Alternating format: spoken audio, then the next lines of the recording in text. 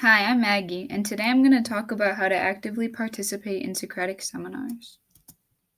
So, first, some background on what Socratic seminars are. The term Socratic comes from the Greek philosopher Socrates, who used to teach his students by asking questions to make his students think and bring them to conclusions.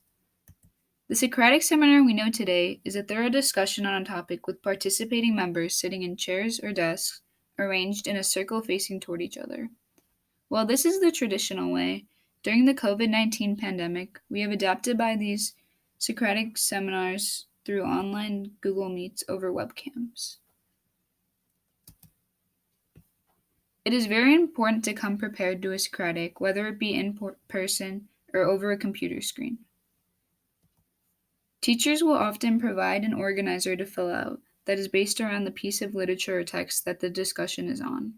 Make sure to annotate this text, and if there is no organizer to fill out, come to the discussion prepared with questions to ask and themes or topics to discuss about the text. How do you start a discussion? Just like that, asking questions like Socrates did is a vital part of progressing as Socratic and also allows you to shape the conversation. Questions are the foundation of the discussion, and answering them is what creates the whole seminar. You should come to the discussion with questions written down or even just in your mind ready to ask. Now, what happens when someone else asks a question? There needs to be an answer to that question for the conversation to continue. When a Socratic happens, people will often take a stance on how or why something happened in the text. When responding, you can choose to do several things: agree, disagree, or qualify their interpretation. When you qualify, you agree with the points the other person makes, but only to an extent. When you hear someone qualifying, it will often sound like some form of, yes, I agree, but also. And that person will make a more specific observation in most cases. When you choose to agree, disagree, or qualify, don't forget to explain yourself. It isn't enough just to say, I agree. That's a total conversation killer. You'll find yourself responding to questions or even just making an assertion about something in the discussion. But wait, where is your credibility? It's very important when you are trying to explain yourself that you make references to things from the text being discussed, or even read off direct quotes to help back yourself up and give the rest of the group a better understanding of what you are getting at.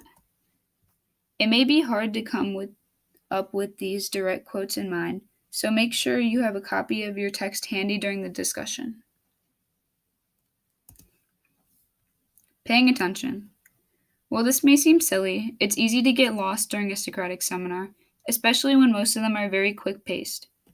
If you don't stay focused, you may lose the conversation or even lose your train of thought and get left behind. Be sure to listen and comprehend what others are saying so you can respond to them. It is also important that you don't repeat what others have already said. That would not be a very productive discussion. So I know I've been telling you this whole time to talk, but sometimes we need to stop, think, and listen.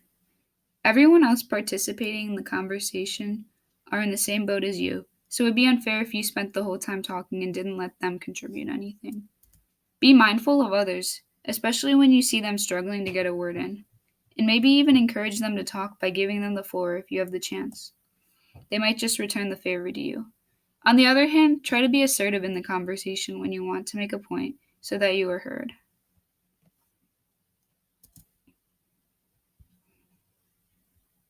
While most Socratics you have will be either based off a book or an article you read in class, sometimes you have to think of other things to evolve the conversation.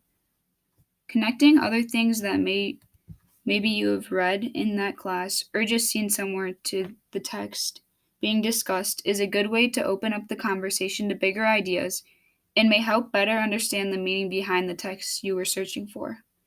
Don't think you have to only talk about one topic. Open up the conversation to the infinite possibilities outside the box.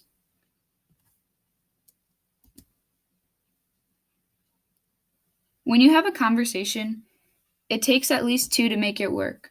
Like I said before, everyone else discussing is in the same boat as you, so why not help each other?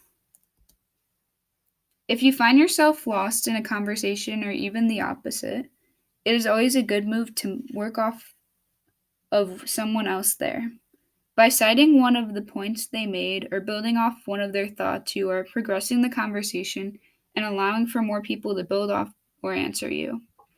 Great Socratics happen when the group fosters a good discussion dynamic.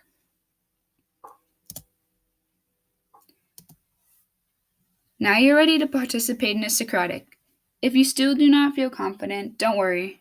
It's normal to feel nervous for a discussion. Before your discussion, make sure to ask your teacher if there's a rubric you can go over to make sure you are aiming for all the right points. Good luck!